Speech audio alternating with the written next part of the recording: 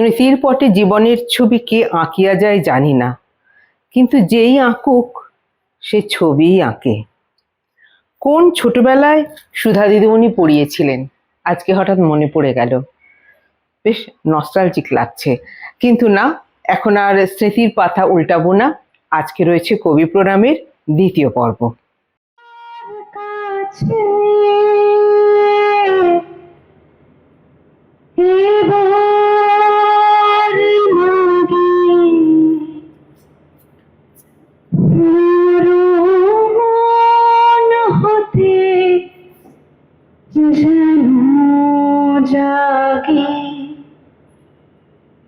গানের সুরে যেমনি নয়ন মেলি, যেন মাতার স্তন্য সুধা হেন নবীন জীবন দেয় গোপুরে। গানের সুরে তোমার কাছে এবার মাগি, নরন হতে যেন জাগি। গানের সুরে সেথায় তরু তৃণ যত, মাটির বাঁশি হতে ওঠে গানের মতো। সেথায় তরু তৃণ যত, মাটির বাঁশি হতে ওঠে গানের মতো। আলোক সেথা দেয় গোয়ানি, আকাশের আনন্দবাণী হৃদয় মাঝে বেড়ায় ঘুরে। গানের সুরে তোমার কাছে এবার মাগি, নরন হতে যেন জাগি। গানের সুরে। কবি রামচন্দ্র পালের লেখা একতারা। লোকটা থাকে বোলপুরে, কোপাই নদীর কোল জুড়ে। লোকটা থাকে বোলপুরে, কোপাই নদীর কোল জুড়ে। শিমুল থাকে, পলাশ থাকে, হঠাৎ নেওয়া নদীর বাঁকে। গ্রামের নামটি খঞ্জনা, বাস করে সেই একজনা। লম্বা দাড়ি, ঝাঁকড়া চুল, জড়ায় মাটি শার্টের ঝুল। চোখটা জামা কামরাঙা, লোকটা ইয়া তাল ঢেঙা। একটু ঝুঁকে পথ হাঁটে, দিন কেটে যায় রাত কাটে। আপন মনে গান করে, গুণ করে ফুসমন্তরে। গুণ করে গুণ গান করে, ফুলের রেণু পান করে। আউল বাউল ফকির মন গান শোনে তাল শালের বোন। খড়ের বাড়ি মাটির দাওয়া, এসে বসে শালের হাওয়া। শালের হাওয়া তালের পাখা, এক কোণে জল গামছা রাখা। নদীর নামটি অঞ্জনা, ছল করে জলে গান শোনা। হঠাৎ উদাস পথের দূর এক তারাটি বাজছে সুর, সুর থেকে সুর রঞ্জনা। নদীর নামটি অঞ্জনা, দূর থেকে যায় অনেক দূর এক তারা মন ভর দুপুর। পড়ছে মনে লোকটাকে, ঘর ছাড়াবার ঝোঁকটাকে। লাল মাটি পথ শালের বন, সর্ষে ক্ষেতের নীলাঞ্জন। ডাকছে সুদূর ওই ডাকে, আই 25শে বৈশাখে। ডাকছে সুদূর ওই ডাকে, আই 25শে বৈশাখে। আই 25শে বৈশাখে, আই 25শে বৈশাখে।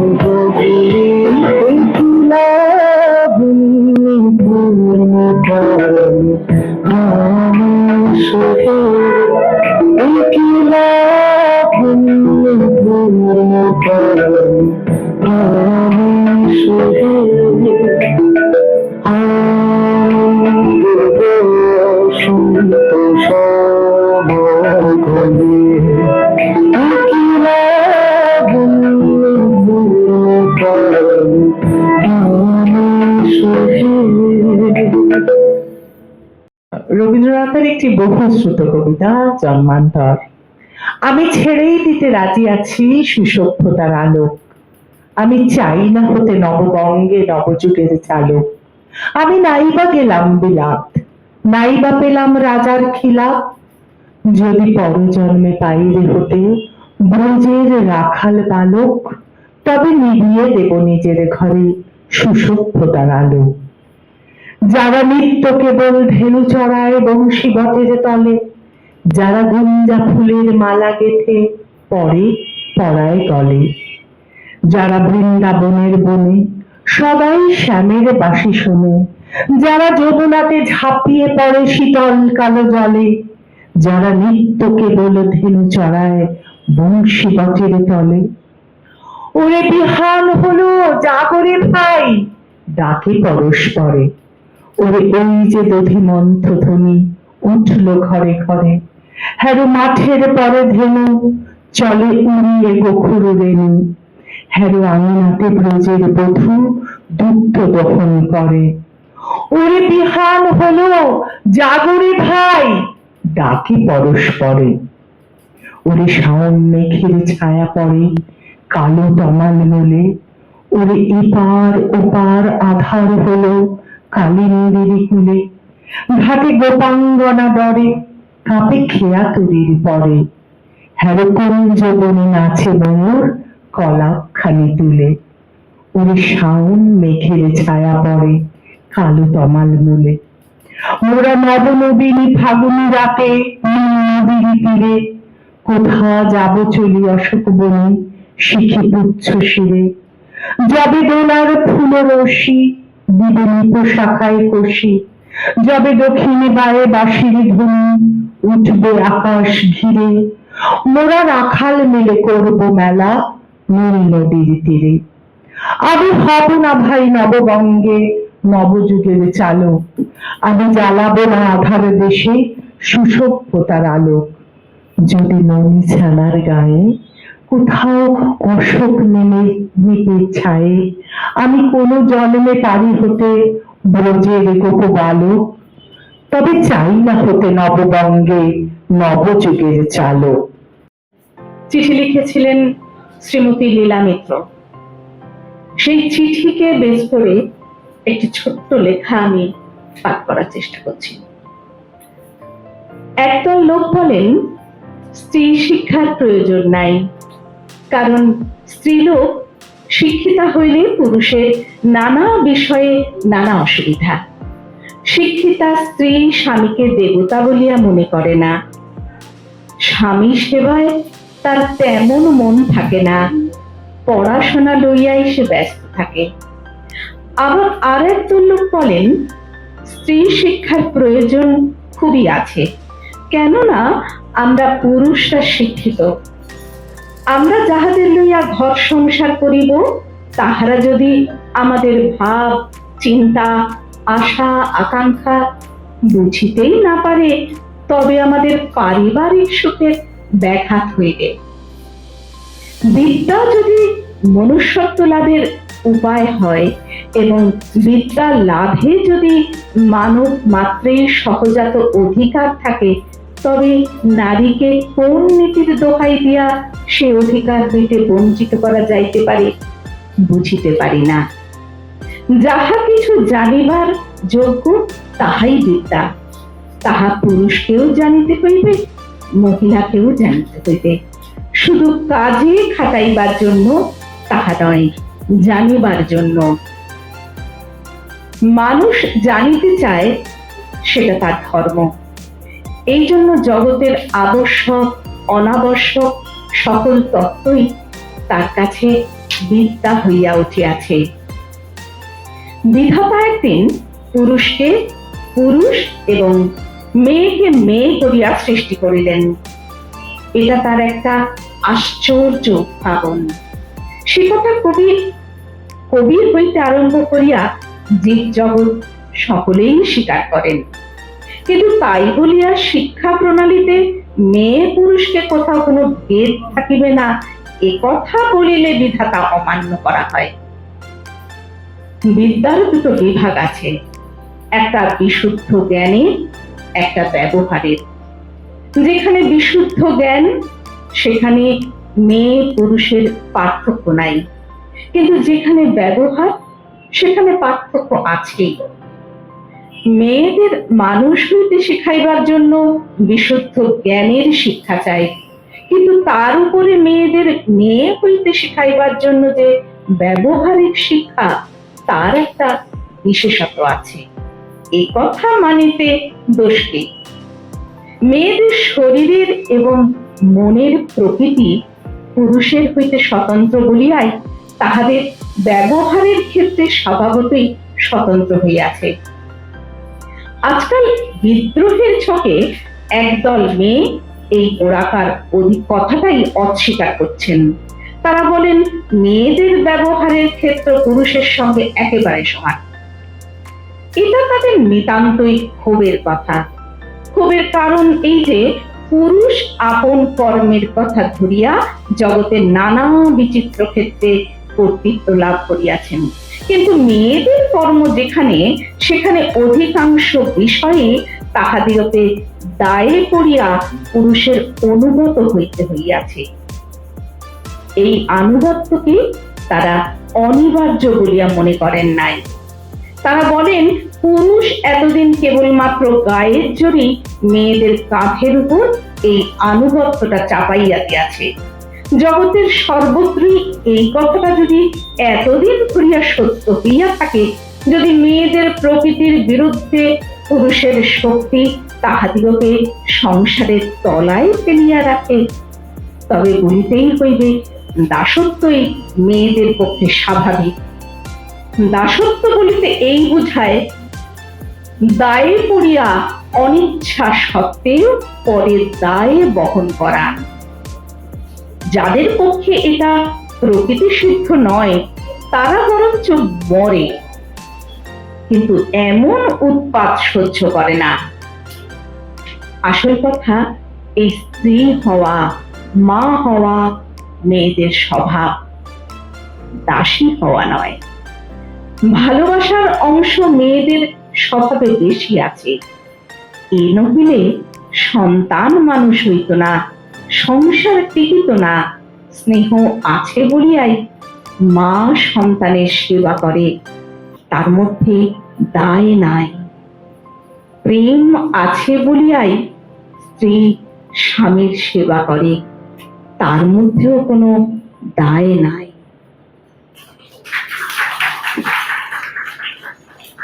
দিনের বেলা বাঁশি তোমার বাজিয়েছিল, আমি শুধু দিনের বেলায় বাঁশি তোমার বাজিয়েছিল, আমি শুধু গানের পরশ প্রাণে আপনি তুমি রইলে দূরে, ঈদের বেলায় বাঁশি তোমার বাজিয়েছিল, আমি ঈদের বেলায়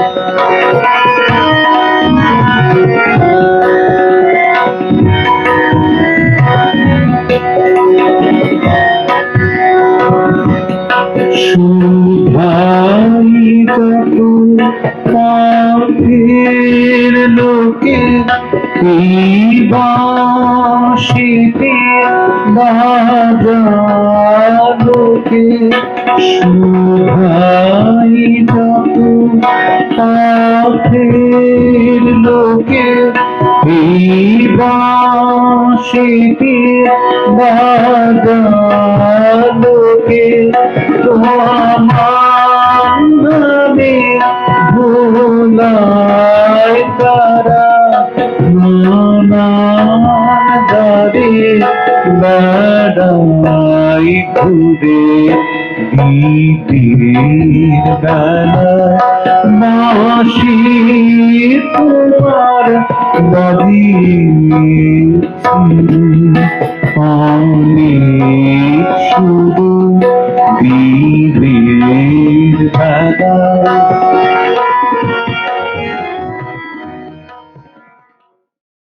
আজকের মতো এখানেই শেষ করছি। কাল হাজির হয়ে যাব তৃতীয় পর্ব নিয়ে। আর যারা এখনো সাবস্ক্রাইব করেননি চটপট সাবস্ক্রাইব করে নিন। দেখতে থাকুন সুনহেরা সফর উইথ জলি। নমস্কার।